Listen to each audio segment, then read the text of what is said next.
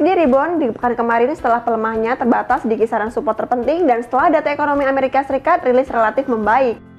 Meskipun demikian, tren pelemahan USD belum berubah. Apakah USD akan kembali melemah di pekan ini? Smart Investor, terlebih dahulu subscribe channel kita, serta jangan lupa like and share video ini. Ya, Smart Investor telah hadir bersama kita Pak Remen Abadi dari riset dan analis PT Valbury Asia Futures. Ya, Pak Remen, bagaimana kondisi pasar saat ini, Pak? Ya, Ika dan Smart Investor, yang pertama yang perlu kita perhatikan adalah data-data ekonomi Amerika Serikat saat ini cenderung stabil ya, meskipun data-data pekan lalu seperti ISM non-manufaktur, lalu data non-farm payrolls, dan juga dua data ini dirilis di bawah perkiraan. Tapi data seperti ISM manufaktur, weekly jobless claim, unemployment rate, dan average hourly earnings justru dirilis lebih optimis. Nah, yang kedua yang perlu diperhatikan, masih belum jelasnya vaksin ya yang selama ini diharap-harapkan untuk menyelesaikan krisis pandemi ini. Terus yang kedua, masih belum jelas juga stimulus fiskal lanjutan Amerika Serikat, hingga juga isu Brexit juga masih belum jelas, dibayangi juga dengan ketegangan hubungan Amerika Serikat dan Cina jelang pemilu presiden Amerika Serikat di 3 November mendatang. Nah, ini menyebabkan dolar Amerika Serikat masih rentan mengalami fluktuasi. Ya, isu apa yang bisa diperhatikan untuk pekan ini, Pak?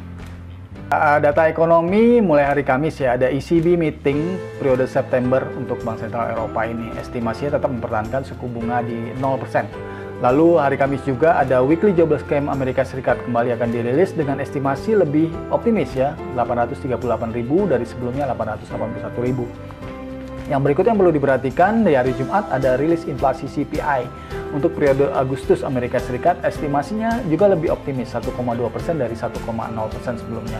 Dan juga berbarengan dengan itu ada core CPI untuk harga di luar makanan dan energi. Periode Agustus Amerika Serikat, estimasinya tetap bertahan di 1,6% pertumbuhannya.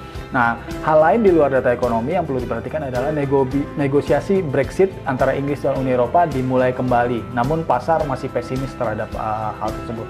Jadi konsolidasi rebound dolar dominan di pekan kemarin, namun belum merubah tren pelemahannya. Ini yang menjadi catatan penting yang perlu diperhatikan. Perhatikan kekuatan rebound saat ini, khususnya respon terhadap data dan peristiwa ekonomi yang tadi dijelaskan. Waspadai jika rebound masih tersendat di zona resisten jangka pendek di antara areal 9320 sampai 93.60 untuk indeks dolarnya. Maka ini tren pelemahannya dapat berkembang kembali. Ya, ada saran untuk aset-aset yang bisa diperhatikan pekan ini, Pak? Oke. Yang pertama euro dolar ya, dengan kemungkinan terbatasnya rebound dolar di tengah tren pelemahannya saat ini bisa membatasi koreksi di euro dolarnya.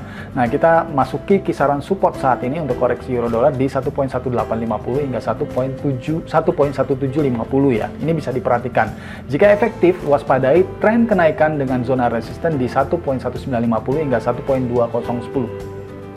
Yang kedua adalah pound sterling dolar, koreksi juga masuk ke kisaran 1.3250 hingga 1.3180. Jika efektif sebagai support, waspadai tren kenaikan dengan kisaran 1.3360 hingga 1.3481 sebagai resistennya. Yang terakhir adalah emas, koreksi juga masuk ke zona support antara 1920 hingga 1900.